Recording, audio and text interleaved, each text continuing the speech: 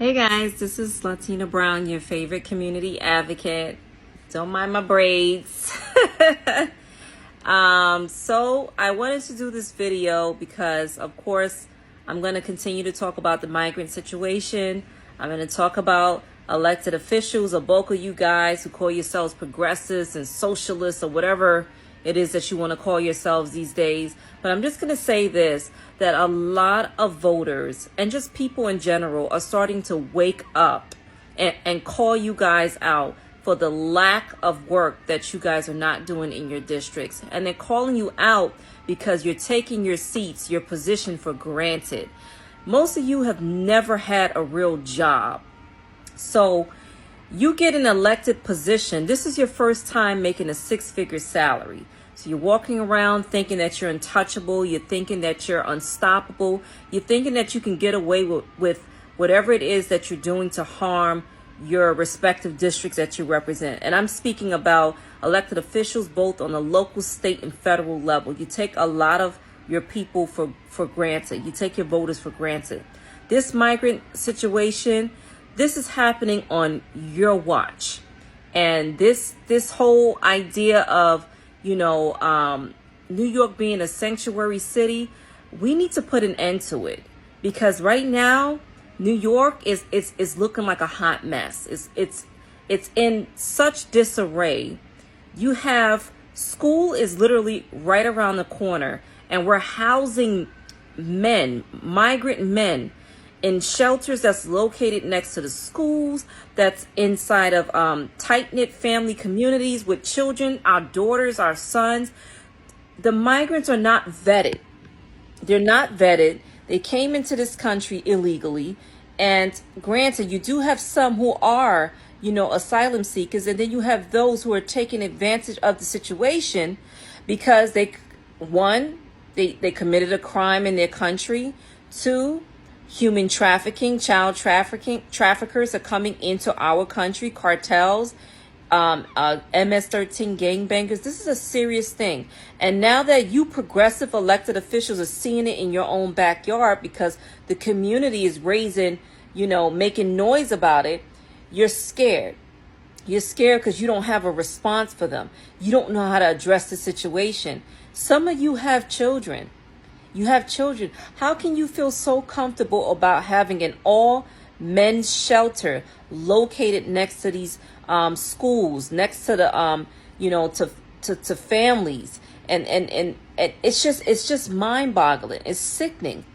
You're getting a taste of your own medicine. You have children. You have siblings. You have nieces and nephews.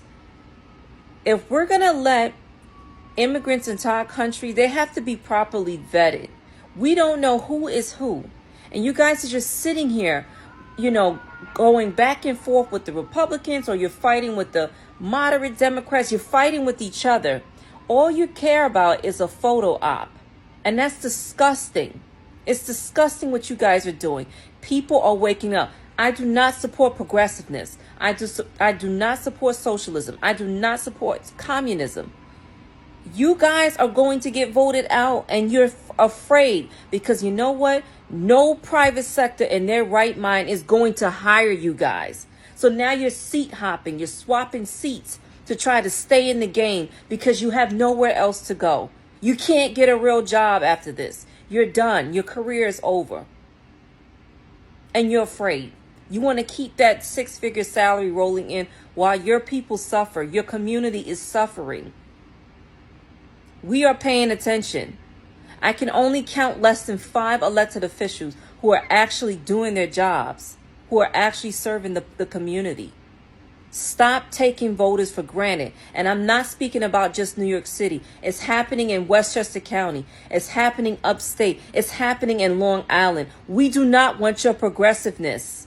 We do not want your socialism. Take it somewhere else. We do not want your agenda. I think voters have learned a very valuable lesson. Taxes are high, inflation is high, rent is high, crimes is through the roof, poverty is at an all-time high, mental illness. This is serious, this is real. And to those of you who are afraid to speak your mind, to tell it for what it is and stand with us, you're cowards. You're not a leader in my eyes. You're sitting back playing the yes man, no ma'am, yes sir, no sir. We are on to you. You think that you could sit in the back and just play the game like, oh yeah, I'm not going to get involved in this because I don't want to hurt my base, my donors who donate to my campaigns? You need to be challenged. You need a serious challenger to take you out of that seat. Whatever happened to real, true, core hard American values? Whatever happened to the community standing up to these corrupt politicians and to this corrupt establishment? We need community people, real people who are going to stand up to you guys. You work for us, and it is not the other way around. You need to be challenged, and it needs to be some serious contenders. And you know what? Donors are going to have to start putting money behind candidates who are truly for the people and not somebody who just wants to run for office because of their ego and because they want to collect a check. That's right. I'm calling it for what it is. Stop using the people and looking at them as a check.